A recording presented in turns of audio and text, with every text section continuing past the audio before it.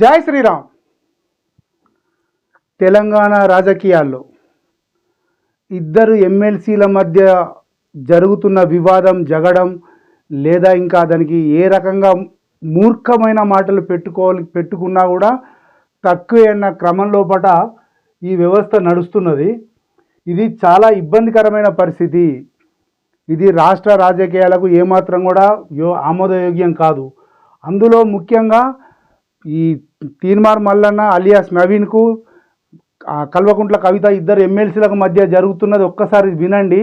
ఇక్కడ తీన్మార్ మల్లన్న మాట్లాడుతున్న మాటలు వినండి. ఇప్పుడు 42% రిజర్వేషన్ కోసం ఆర్డినెన్స్ ఇచ్చినామని చెప్పి ముఖ్యమంత్రి గారు ఆర్డినెన్స్ ఇస్తున్నామని ఆయన నిర్ణయం తీసుకోగానే కల్వకుంట్ల కవిత గారు ఆమె రంగులు గులాలు పూసుకుంటా ఉంది. దునగో తీంటే దుడ్డెను కట్టేసినట్టు ఉంది కథ.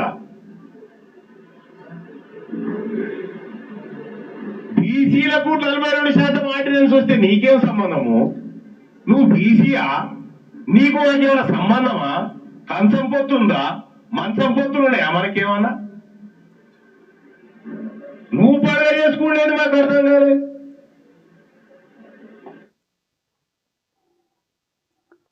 అత్యంత వివాదాస్పదమైన వ్యాఖ్యలు తీన్మార్ మల్లన్న అలియాస్ నవీన్ గారు మాట్లాడారని చెప్పని ఘంటాపదంగా చెప్తున్నారు. చాలామంది నోట విన్నాను కూడా. ఇక్కడ కంచమన్న పదం ఓకే, అంటే తినే తిండి కాడ నీకు నాకేం పొత్తు అంటే కరెక్టే, కానీ మంచమన్న పదం వాడాల్సింది కాదు. అది ఆ స్థాయికి కాదు, ఏ స్థాయి కూడా కరెక్ట్ కాదు. ముఖ్యంగా ఆడవాళ్ళను, స్త్రీని, తెలంగాణ జాతి స్త్రీకి ఇచ్చే విలువను ఏమాత్రం కూడా పట్టించుకోకుండా నీచమైన మాట తీన్మార్ మల్లన్న మాట్లాడాడు అనేది ఇక్కడ చాలామంది చెబుతున్నమాట. అదే ఆ మంచం అనే బదులు లంచం అని ఉంటుంది కదా. కంచం కాడ పొత్తున్నదా, లంచం కాడ పొత్తున్నదంటే అది రాజకీయంగా కలిసి వచ్చేది, రాజకీయంగా మీకు అంతో ఇంత ప్లస్ అయ్యేది. కానీ మంచం అనే పదము ఖచ్చితంగా ఏ రకంగా చూసినా మీరు అది విత్డ్రా చేసుకొని క్షమాపణ చెప్పాల్సిన మాటే. ఇందులో రాజకీయం లేదు. సరే, వాళ్ళు వచ్చి దాడి చేశారు, వీళ్ళు వచ్చి తుపాకులతో కాల్చేశారు, అది తర్వాత అంశం. కానీ వాటికంటే ముందు కూడా ఆ మాట మాట్లాడినందుకు ఏదో ఫ్లోలో వచ్చేసింది, ఇది తప్పు అని చెప్పని చెప్పాల్సిన అవసరం ఉందని చెప్పి చాలామంది అంటున్న ముచ్చట. ఇంతగా మాట్లాడుతున్నారు. సరే, నవీన్ గారు కూడా ఈ మాట మాట్లాడుతుంది, తీన్మార్ మల్లన్న కూడా ఈ మాట మాట్లాడుతున్నాడు. నువ్వేమైనా బీసీయా ఓసీయా అంటే మరి ఆ రక్తంతో పుట్టిన కేసీఆర్ బీసీలకు ఆసరా పింఛన్లు ఇచ్చాడు కదా.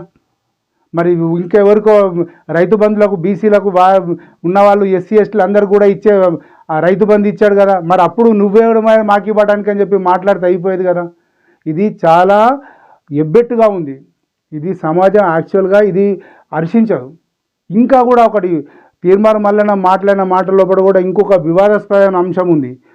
ఆఖరికి వస్తేనట ముస్లింలకు కూడా ఓటే అన్నట, కానీ రెడ్డిలకు వెలుమలకు ఓట్లేదని. అంటే హిందూ జాతిలోంచి అసలు హిందూ ధర్మానికి హిందూ జాతికి ఎలాంటి సంబంధం లేని వ్యక్తులకు కూడా ఓటేమని చెప్తున్నాడు తీన్మార్ మల్లన్న. కానీ వాడు హిందూ ఉంటాడు, వెలుమలో రెడ్డిలో ఇంకెవరో ఉంటారు, వాళ్ళు హిందువులై ఉంటారు, కానీ వాళ్ళకు ఓటేయద్దని.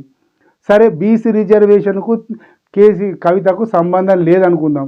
సంబంధం లేనిది రాజకీయ అంశం కదా, వ్యక్తిగత అంశం కాదు కదా. మీరు కూడా ఆలోచించాలా, ఇది వ్యక్తిగత అంశమా?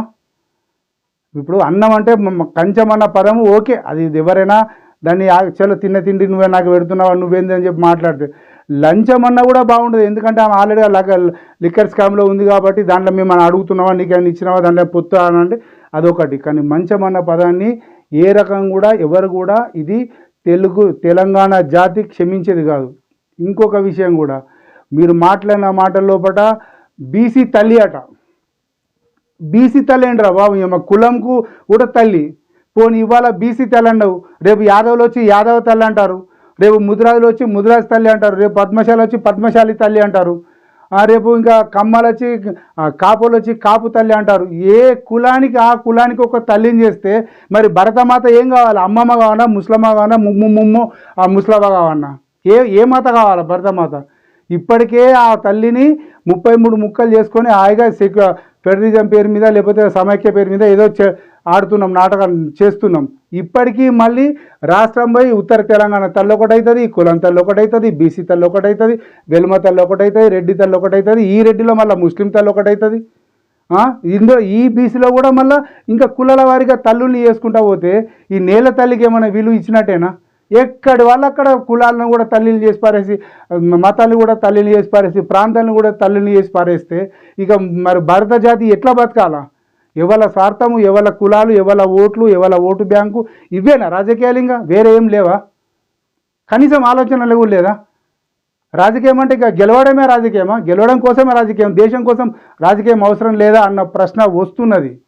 సరే, ఇవన్నీ తర్వాత అయినా కూడా ఒక స్త్రీని, అది ఏ పార్టీ అనేది సంబంధం లేదు, బహుశా బీఆర్ఎస్లో ఉందా లేదా, ఉన్నట్టుగా వాళ్ళు వదిలిపెడుతున్నారా లేకపోతే లేనట్టుగా ఏమో చేస్తుందా అనేది వాళ్ళ పార్టీ అంశం అది.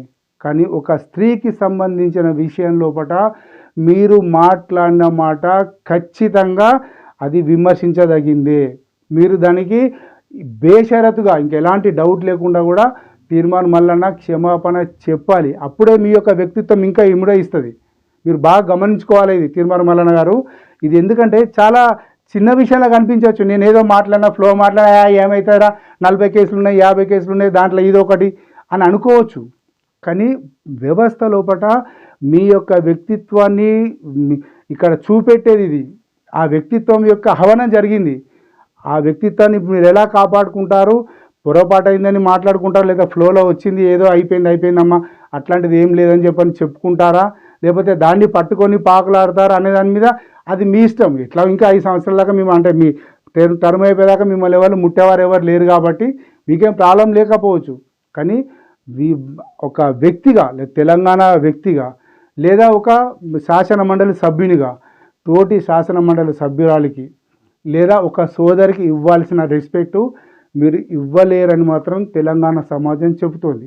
ఇక ఆలోచించాల్సింది తెలంగాణ సమాజమే. జై శ్రీరామ్.